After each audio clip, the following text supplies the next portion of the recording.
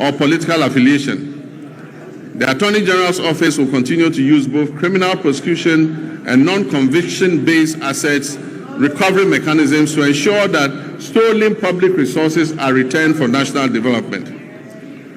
Mr. Speaker, I understand that a large majority of Ghanaians are impatient to see those who abuse their public trust in office held to account. Mr. Speaker, there were periods when, under military regimes and unconstitutional governments, extrajudicial means could be used to exact retribution against persons perceived as corrupt or who had abused the mandate given to them by the people. Mr. Speaker, this may have appeared as swift justice, but many regrettable excesses were recorded.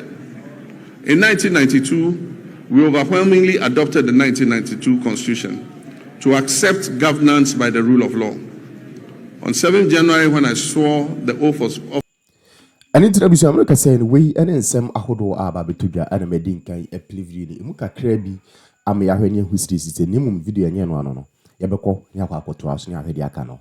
And so area so na message will be a bre, I will be a bre wabra yabeko nyaka area cano area twasono near who said and seminal. Is it a pay in a message answer on Wadarma? Ubu and any dear council, so when you are subscribing from my YouTube channel.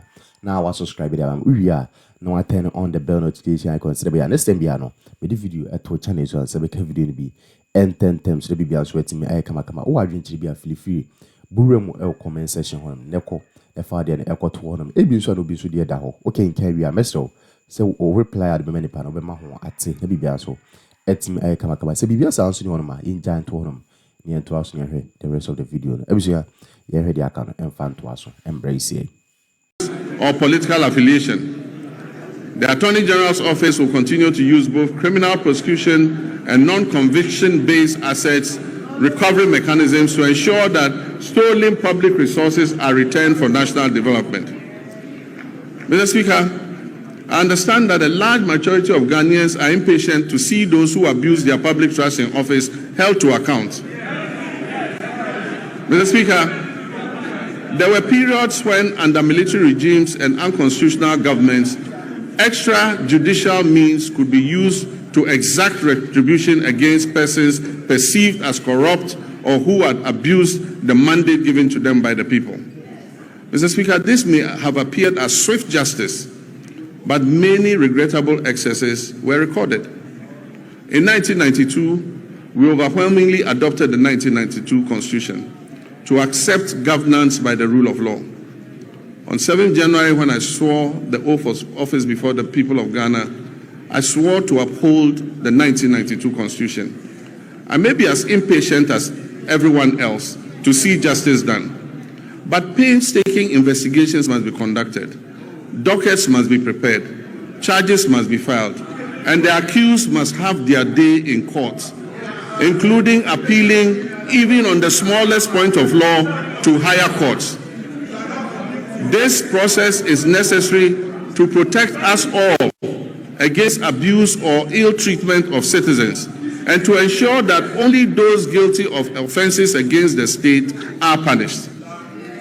As President Mills of blessed memory said, he said, and I quote, "The wheels of justice grind slowly, but they grind exceedingly fine."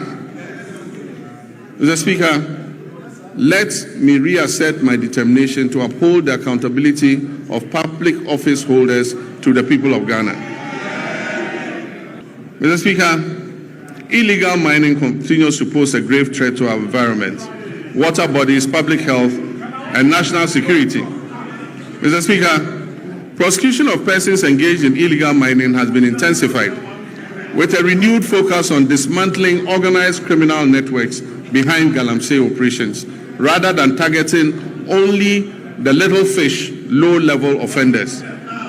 Mr. Speaker, in all these galamsey operations, there are big fish who never get caught. Mr. Speaker, in total, over 114 case dockets involving hundreds of accused persons are pending in various courts across the country, particularly in towns and villages that are prone to illegal mining. Specialized prosecutorial teams have been deployed to fast-track illegal mining cases, ensure the effective presentation of evidence, and pursue the confiscation and forfeiture of equipment and proceeds used in or derived from illegal mining. Mr. Speaker, when it comes to gender and social protection, my government will continue to ensure gender equality and equity, promote the welfare and protection of children's rights, and empower the vulnerable, the aged, and persons with disability for sustainable national development. Work is well advanced on the Women's Development Bank, for which a total of 401 million Ghana cedis has been allocated in the 2026 budget.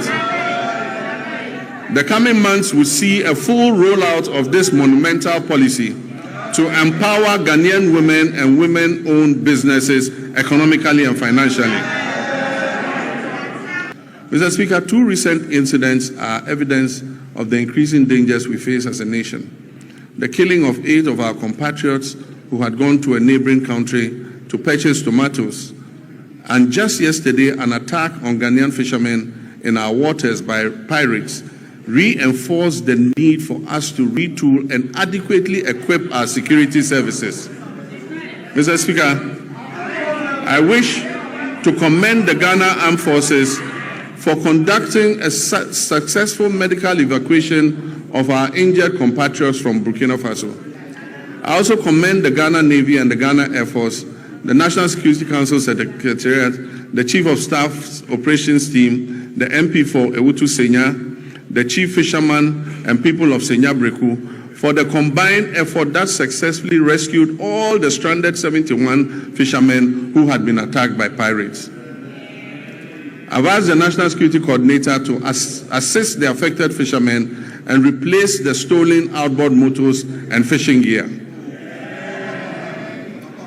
Mr. Speaker, the Armed Forces continues to play a key role in containing illegal small-scale mining through the deployment of river guards and support for the National Anti-Illegal Mining Operations Secretariat and assistance to special courts for swift prosecution of offenders. Mr. Speaker, during the year, the Ghana Armed Forces had 2,119 troops with requisite equipment deployed in various peacekeeping missions, reinforcing Ghana's reputation as a dependable and professional contributor to international peacekeeping operations. While Ghana continues to maintain an enviable reputation in international peacekeeping, we must note that many of these peacekeeping theaters where we have operated are winding down due to reduced budgets for UN peace support operations. And so as our troops return home, we must create opportunities for them to train, to remain active and stay engaged.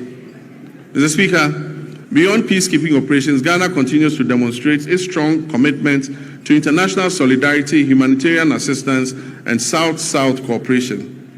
In December 2025, the Ministry of Foreign Affairs, in conjunction with the Ministry of Defense, deployed 54 personnel from our 14 Engineers Brigade to Jamaica to support that country with national reconstruction efforts following the devastation that was caused by Hurricane Melissa, which claimed over 40 lives. In recognition of the scale of the recovery effort and the good work our soldiers were doing in reconstructing the houses in Jamaica, government approved a request from the government of Jamaica asking us to extend the mandate of our soldiers there for another 90 days, which we approved. Mr. Speaker, to further improve operational readiness, the government will continue to invest in vital